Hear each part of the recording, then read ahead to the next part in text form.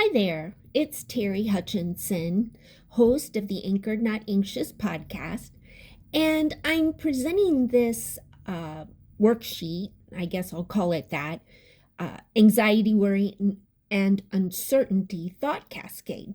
Now, I created this based on an understanding of how I start at uncertainty and progress through that to where I'm visualizing an unrealized future. And then I decided I wanted to stop that thought cascade and move towards a more balanced perspective. So, first of all, I just want to tell you, if you watch the podcast, then you know what intolerance of uncertainty is. But if you don't know, intolerance of uncertainty perceives the high chance of future negative or unknown outcomes. It can be triggered because of something that has happened in the past, or it, just might be a prediction, or it's prompted by an actual event. So, as a nurse and believer in Jesus, I feel that an integrated approach of professional knowledge, personal experience, and spiritual practice is important to offer to those who seek relief from anxiety, worry, and stress. And so that's the reason behind creating this flow sheet. So it always starts with a situation that prompts questions about what might be next. So in my situation, one evening we went to dinner with friends, and as we ate, my husband's friend looked at me and said, "Be safe out there. I read 5 people died on I-26. One was an 8-year-old boy. Read it in the newspaper. You be careful."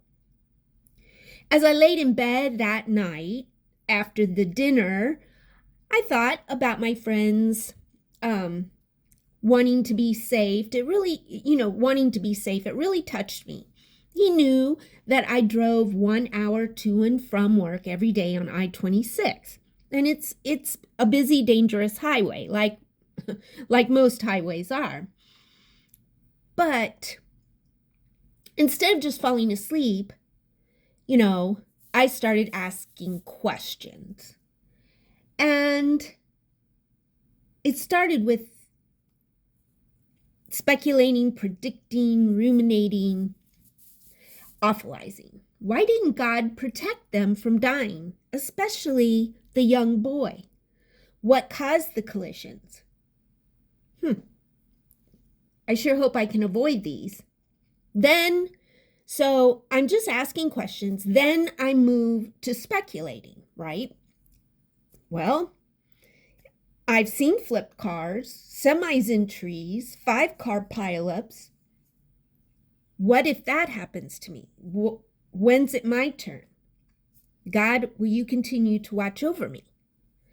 And the whole reason we speculate is to create peace or obtain a sense of control, to remove the uncertainty.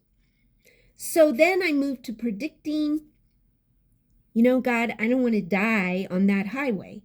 And my statement, I don't want to die, is a roundabout way of issuing a prediction that I believe I could die on that highway. And so why do we predict? The same reason, to get control or prepare for the worst, because for those of us with uncertainty, to prepare for the worst will keep me from being caught off guard.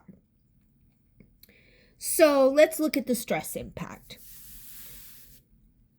You're going to experience mental stress, anxiety, distraction, and impaired decision making. Physical stress increases. As I laid there in that bed, of course my heart rate was going up, and my jaw was tensing. But on an everyday occurrence, as you're dealing with uncertainty, You can have headaches, release of stress hormones like cortisol, and decreased immunity. The emotional stress is the anger, frustration, and fear. And then, of course, all of these mental, physical, emotional stressors cause you to further speculate, predict, to relieve the stress. And so instead of actually relieving your uncertainty, your intolerance of uncertainty increases as you visualize yourself in these possible scenarios in the future. But, we don't have to take that path. And that's why I call it a thought cascade. One thought leading to another, and soon you're in a fast-moving river heading towards the falls. That's the whole reason why we feel everything we feel in our body. And I fed my intolerance of uncertainty with my own thoughts, or, we can use the words of others. So I've decided that I don't want to be a victim of my own mind, right? There is another pathway. And in the video where I talk about intolerance of uncertainty on Facebook, I bring up Jeremiah 6:16, where it says, "Stop at the crossroads and look around." And, when we're at a crossroads, we have a choice of going right, left, straight, or turn around. But, we have to realize, we have to ask ourselves, is this the way I want to continue to go? Do I want to continue feeding into this intolerance of uncertainty, or do I want to redirect? And so this is what we can do. So when I or you begin predicting, speculating, awfulizing for the purpose of creating peace or a sense of control, then immediately we've got to somehow recognize the thought process, all right? We've got to try to put the brakes on and say, whoa, this is just going to lead me into a negative perspective. And instead of asking those questions, like I asked, well, why didn't God protect them? What if I get in an accident? What if, right? We can think of so many what ifs. But we can ask questions like these. What evidence do I have for and against a negative outcome? There's a ton of evidence that supports that I'm not going to get in an accident. Number one, I try to be a safe driver. I try not to drive angry. I stay away from people who are bobbing and weaving, right? That's what I can control. And then what is the next best thing that could happen? That I continue to travel that highway accident-free. And then you can ask, are there possibilities I'm not considering?